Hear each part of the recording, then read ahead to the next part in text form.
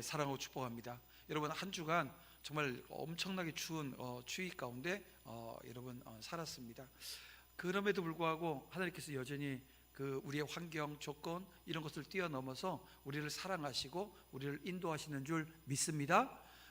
그 믿음으로 우리는 지금 이 자리에 서 있어요. 그리고 오늘 하루 온전히 예배하면서 하나님 주시는 그 은혜와 사랑으로 우리가 섬기고 헌신하는 자리에 서게 되어집니다.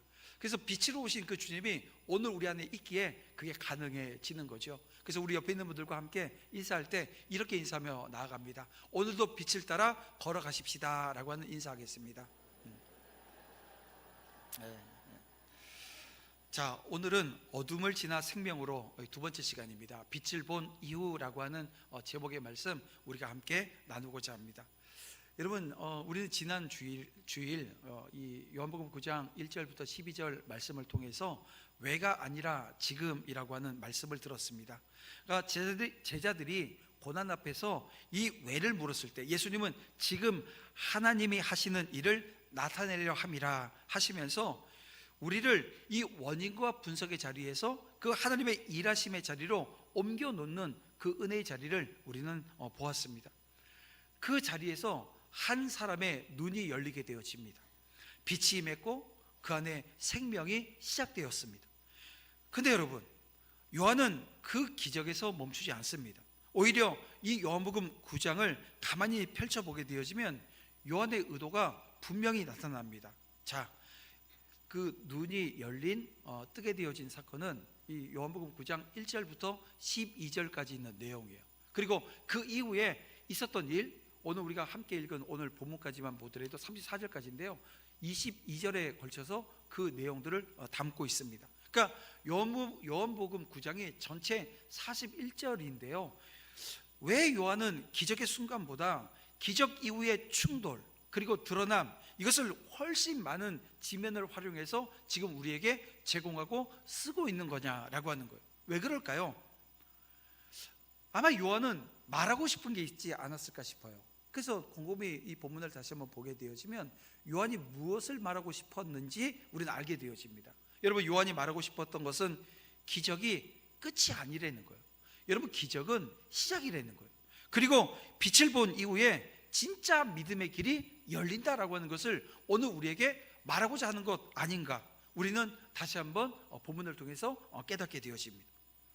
여러분, 스포츠 경기를 여러분 보세요. 우리가 뭐 축구 같은 경우 90분간 했던 경기를 끝나고 나면 우리 뉴스 같은 데 보면 하이라이트로 보여주잖아요. 얼마나 보여줘요? 짧게는 30초, 길어봐야 한 2분 정도 보여주는 하이라이트를 봅니다. 근데 여러분, 우리가 그 90분의 흐름이 있고 그 장면 하나를 통해서 야, 누가 이겼어 라고 하는 것으로 끝나지만, 여러분, 끝난 뒤에 우리가 본 그 내용들, 그 끝난 뒤에도 경기는 계속되어집니다.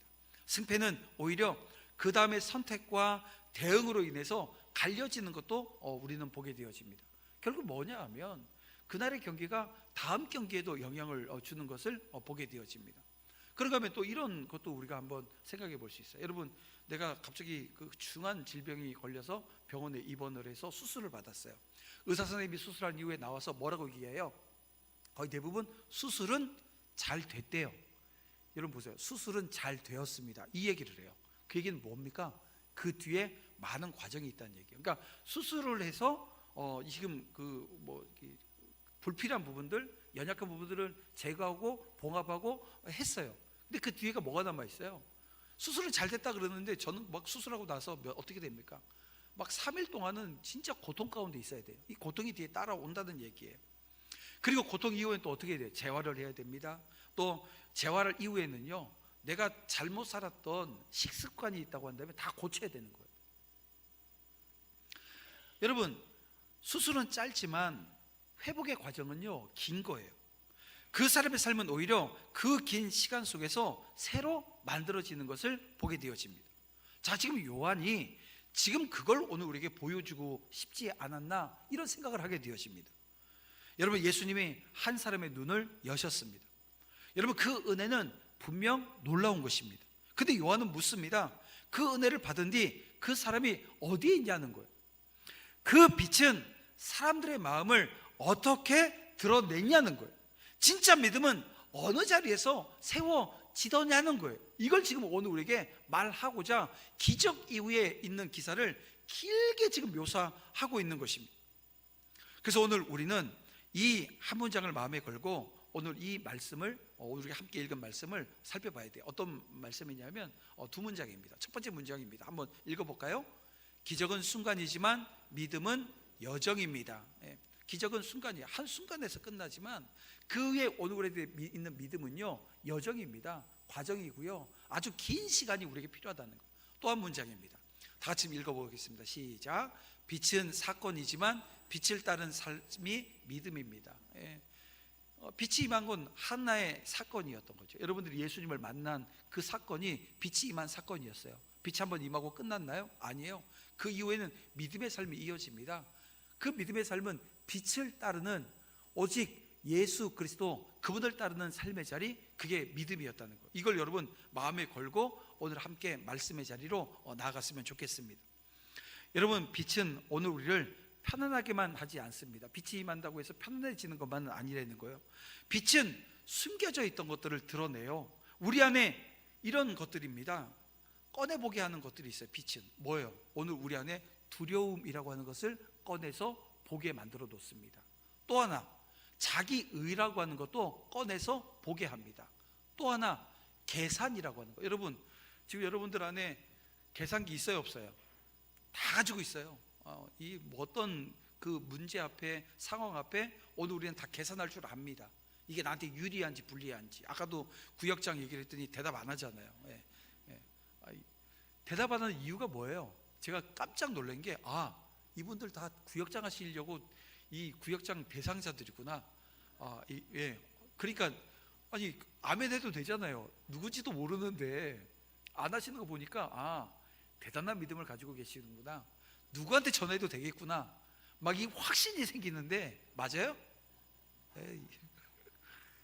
여러분 보세요. 내 안에 계산기가 있는데 제가 이 계산기가 정상적인 계산기가 아니라는 얘기를 지금 드리는 거예요. 여러분, 그 계산기 고장난 계산기들이에요. 여러분 다 고장난 계산기 가지고 있는데 빛이 임하게 되어지면 내 계산기가 고장난 계산기라고 하는 것을 알게 되어집니다. 그래서 빛을 본 이후에는 기쁨이 남지요. 빛을 보면 기쁨이 남는데, 기쁨 이후에 뭐냐면 갈등이라고 하는 게 생겨요. 그리고 이 갈등만 생기는 게 아니라, 갈등이 생긴다는 거 누군가는 옳은 얘기하고 있거든요. 누군가는 제대로 된 이 고장난 계산기를 가지고 계산한 사람이 있기 때문에 고장난 계산기 가지고 있는 사람하고 부딪혀요. 갈등이 생겨요. 그리고 증언이 거기서부터 나오는 겁니다. 그리고 이후에는 제대로 된 온전한 계산기 가지고 있는 사람은 절대 못 이깁니다. 그래서 이 제대로 된 계산기 가지고 있는 사람은 고립이라고 하는 것을 경험하게 되는 것입니다. 그러다 바로 그 자리에서 하나님은 당신의 백성을 더 깊이 붙드세요. 더 분명한 믿음으로 이끄신다는 거예요. 그래서 오늘 설교의 제목을 제가 이렇게 정했습니다. 뭐라고요? 빛을 본 이후라고 하는 제목을 정했습니다. 여러분, 빛을 본 이후에 오늘 우리의 삶이, 여러분, 어떤 일이 생기고 어떤 일이 발생할까요? 그리고 그 과정 속에서 하나님은 어떤 마음으로 오늘 우리를 붙드시고 오늘 우리를 이끄실까요?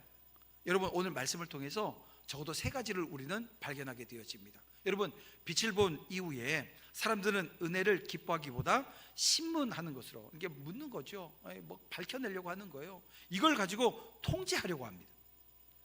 사람이 하나님의 은혜를 마주하게 되어지면 대부분 두 가지 반응, 이 두 개 중에 하나로 반응을 합니다. 그 하나의 반응이 뭐냐면 감사합니다, 하나님께 영광 올려드립니다 라고 하는 반응이에요.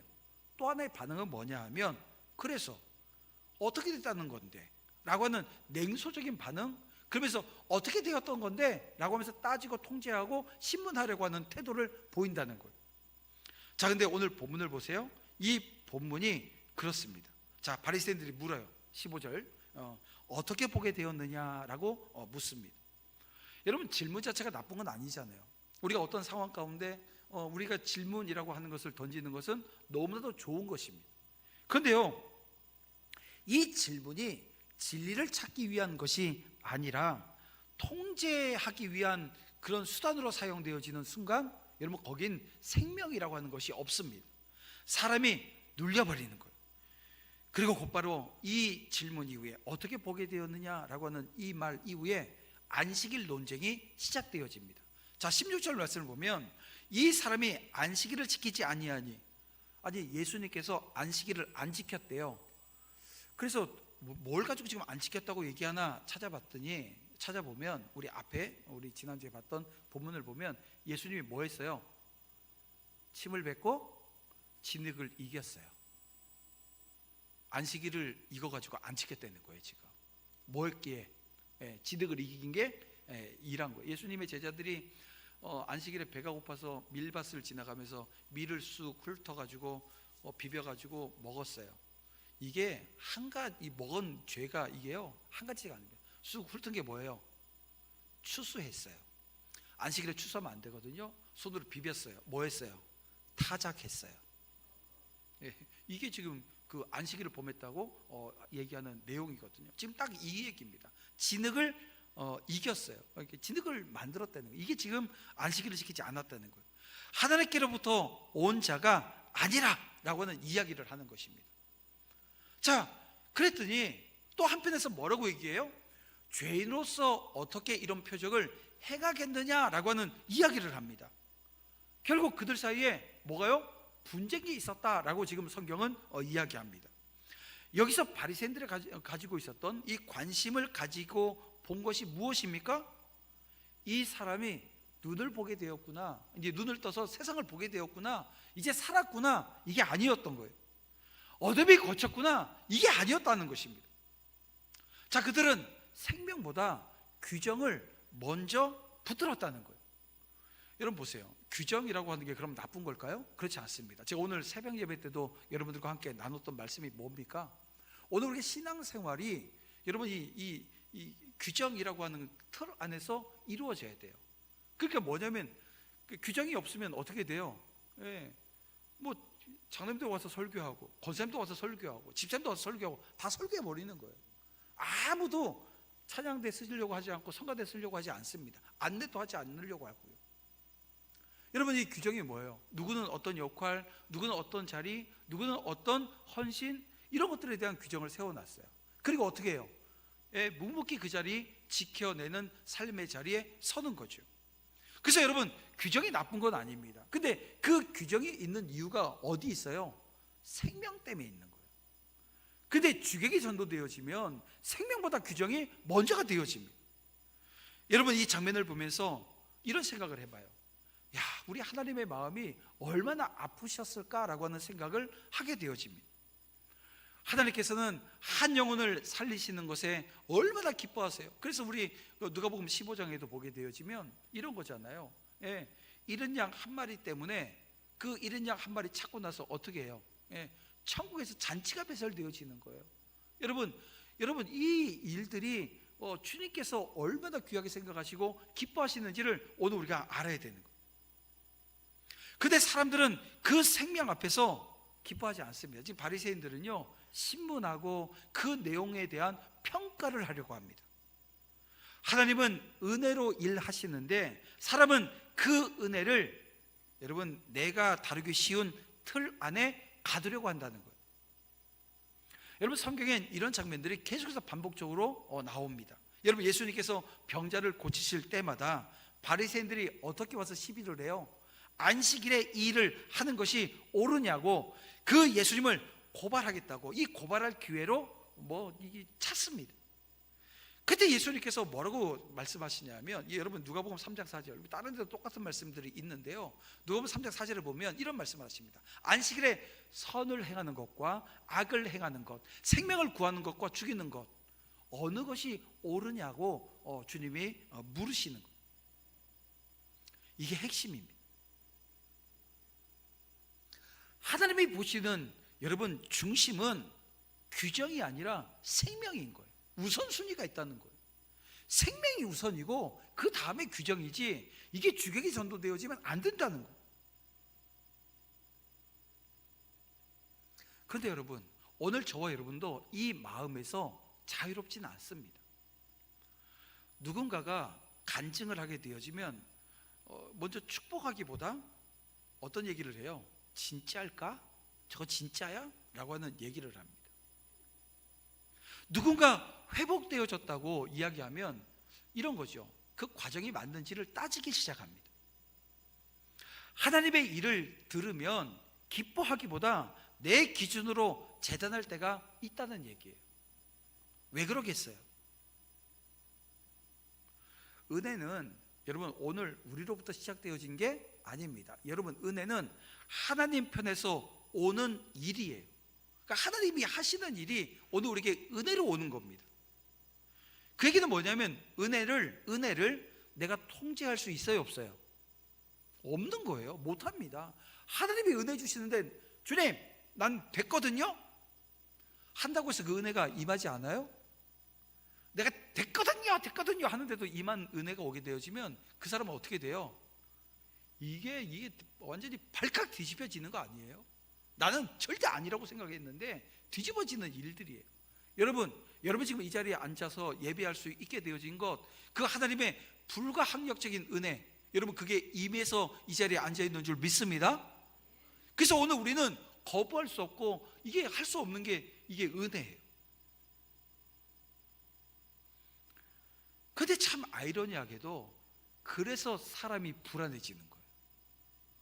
그 불안이 뭐냐면 신문과 평가로 이 불안을 눌러버린다는 거예요. 내가 통제할 수 없는 게 은혜거든요.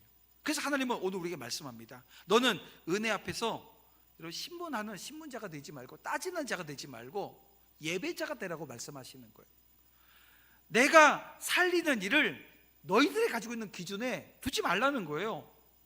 그리고 어떻게 말씀하시냐면 평생 무릎으로 하나님 앞에 서라고 오늘 우리에게 말씀하시는 겁니다.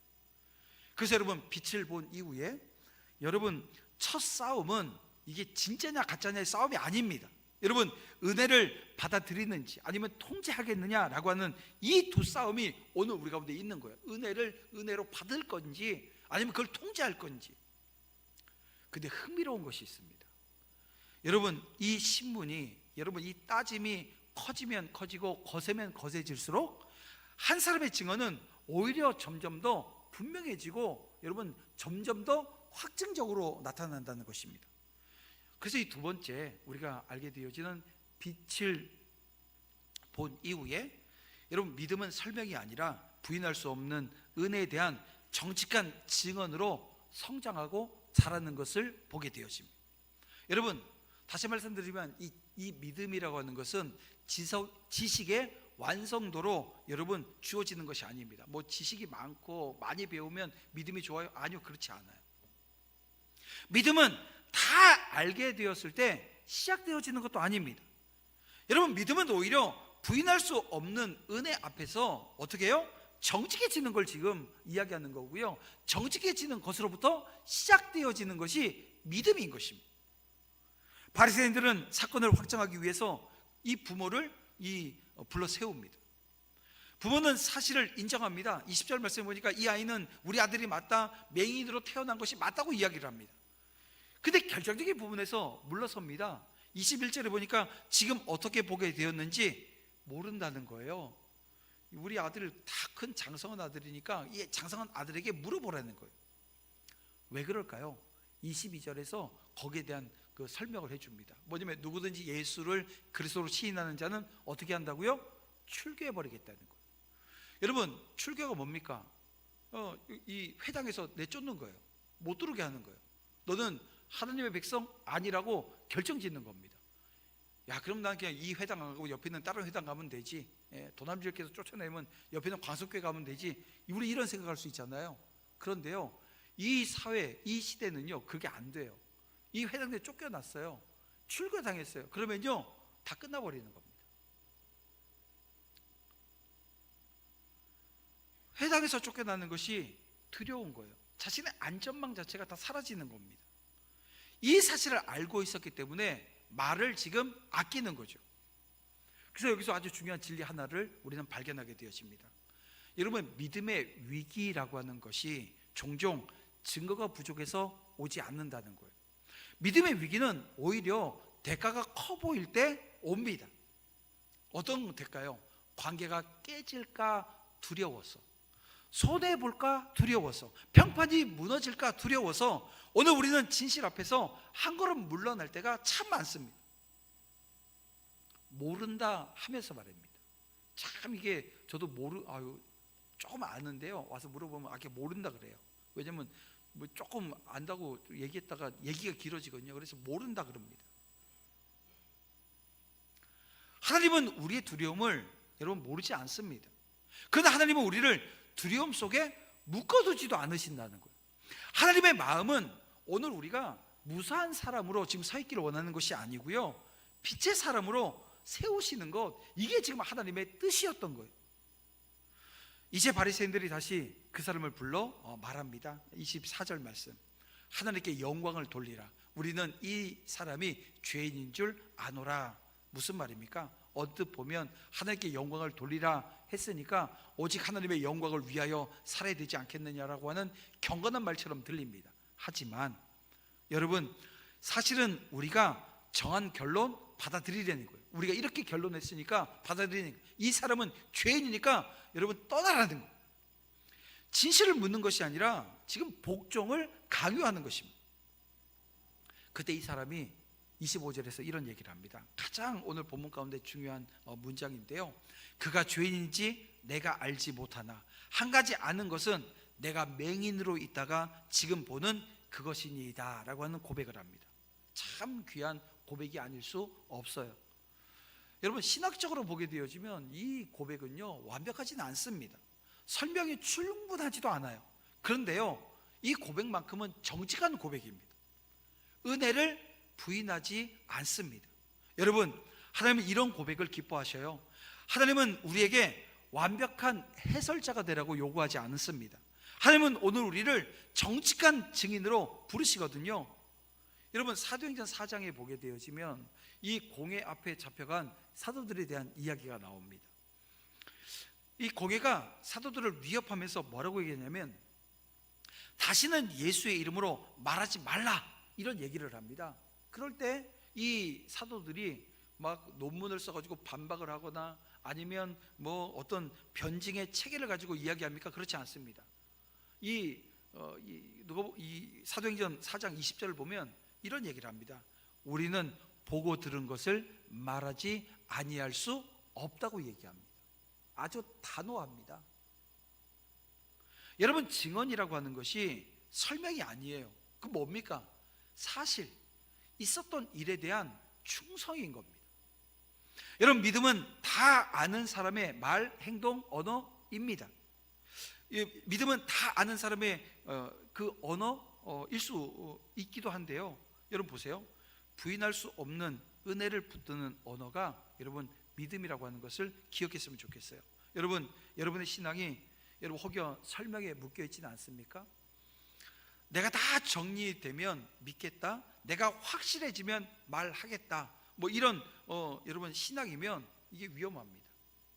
여러분, 제가 지금 이렇게 막 30분씩 35분씩 설교할 수 있었던 건 5분 설교가 가능했기 때문이에요. 10분 설교가 가능했기 때문이에요. 제가 지금 강단에 쓴 게 30년인데요 이 지금 어린 나이에 20대 초반에 오늘 이제 오후 찬양 예배 때 우리 최 전도사가 첫 설교를 해요. 우리 어른들 앞에 첫 설교하는데 제가 오늘 새벽에도 주님, 어린 자녀를 붙들어 주시옵소서, 주님 함께하여 주시옵소서, 제가 그 기도를 했어요. 왜냐하면 제가 처음 설교했던 그 시간이 기억나는 거예요. 그 나이가요 비슷한 나이대예요. 제가 한 살이가 더 많았던 것 같아요. 그런데요, 손이 발발발발 떨리고요. 안 그래도 제 손에 땀이 많은 사람인데, 지금은 제가 설교하면서 땀 안 들리는데 그때는요, 이게 원고를 하면 집으면요, 이 원고가 따라 올라왔어요. 이 땀이 원체 많아가지고, 그러니까 이 장을 못 넘겨요. 손에 달라붙어가지고. 그래서 스프링 있는 책자를 썼어요. 왜냐면 안 따라 올려게 하려면 스프링 있는 책자에다가 설교 써가지고 한 장 한 장 넘기면서 설교했던 기억이 납니다. 원체 손에 땀이 많이 나가지고. 여러분, 그런 거예요. 오늘 우리 안에 만약에 다 정리되면 믿겠다. 이게 지금 약간 구역장도 마찬가지예요. 내가 지금 뭐 좀 더 신학적으로 좀 체계가 잡히고, 언제 잡혀요? 담임 목사님, 저도 아직도 미숙한데 내가 언제 말 잘하고, 태어날 때부터 말 못했던 사람이 지금 뭐 갑자기 어떻게 말 잘하겠어요? 여러분 보세요. 믿음은, 만약에 그런 사고 속에 있으면 믿음은요 영원히 제자리입니다. 그냥 시작점에만 그냥 서 있는 거예요. 주님은 우리에게 완벽이라고 하는 것을 요구하지 않으세요. 여러분 이거 기억하셔야 됩니다. 우리가 완벽한 신앙생활을 해야 된다고 생각하는데 그렇지 않아요. 그럼 뭡니까? 정직을 보시는 거예요. 정직으로 우리를 부르시는 거예요. 여러분, 주님이 나를 건지셨습니다. 주님이 나를 붙드셨습니다. 주님께서 앞을 보지 못했던 나를 보게 하셨습니다. 이게 정직하게 서면 되는 거예요. 여러분, 이 고백이 믿음의 출발인 것입니다. 그런데 여러분, 정직한 증언이 늘 환영받을까요? 그렇지 못해요. 여러분, 오히려 본문은 말합니다. 증언이 선명해질수록 세상은 불편해지는 거예요. 그래서 빛을 본 이후에 믿음은 결국 한 자리로 오늘 우리를 데리고 가는데요. 보세요. 마지막 말씀이 이겁니다. 빛을 본 이후에 믿음은 때로 오늘 우리를 바깥으로 밀어내요. 하지만 그곳에 누가 계세요? 예수님이 계세요. 예수님이 함께 하신다는 거예요. 여러분, 빛은 사람을 편하게 하기보다 여러분 드러나게 합니다. 그래서 빛을 본 이후에 길이라고 하는 것이 때로 아무도 없는 외로운 혼자 가야 되는 길일 수 있습니다. 그래서 요한복음이 말하는 거예요.